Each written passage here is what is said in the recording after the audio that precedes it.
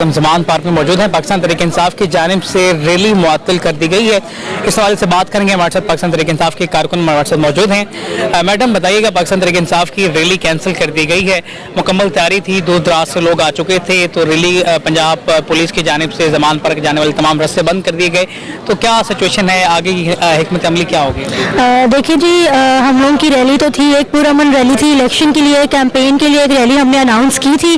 और ये जो क्रिमिनल माइंड हमारे ऊपर बैठ गए हैं, राना सनाउल्लाह वगैरह ने, इन्होंने रात को दफ़ा 144 लगा दी इनलीगली, जो कि नहीं बनती, इन्होंने वो लगा दी। और ये चाहते थे कि 25 मई और 8 मार्च की तरह दोबारा खून, लोगों लाशें गिरे, लोगों का खून बहे, ये सिर्फ ये चाहते थे। तो उसको हमने आज अल्हम्दुलिल्लाह दोबारा नाकाम बनाया। इनके प्लान को हम लोगों ने अपनी रैली कल के लिए पोस्टपोन की है। कल हमें अदालत से या इलेक्शन कमीशन से रिलीफ मिलेगा तो हम लोग दोबारा इलेक्शन रैली निकालेंगे। लेकिन आप देखें कि इन्होंने जितने मर्जी इन्होंने कंटेनर्स लगाए हैं, रास्ते बंद किए, कारकुन फिर भी पहुंचे हैं। आप यहाँ पे जाके आपने दिखाया होगा कि नहर के पुल पे टेम्परेरी फट्टे रख के लोग वहाँ से आए हैं, लोग तैर के आए हैं, लोग कंटेनर्स के नीचे से हर जगह से कारकुन पहुंचे हैं। तो ये लोग चाहे जितनी मर्जी ये अपनी होची हरकतें कर ले, पुलिस ले आए, एक मकबूजा लाहौर का एक इन्होंने मनाजिर बनाया हुआ है, पुलिस ही पुलिस है और शेलिंग करते हैं, लोगों को डंडे मारते हैं, लाशें गिराते हैं, लेकिन फिर भी लोग पहुंच जाते हैं। तो हम लोगों ने इनका मंसूबा नाकाम बनाया है। आज दोबारा इनका लाशें गिराने का प्लान था,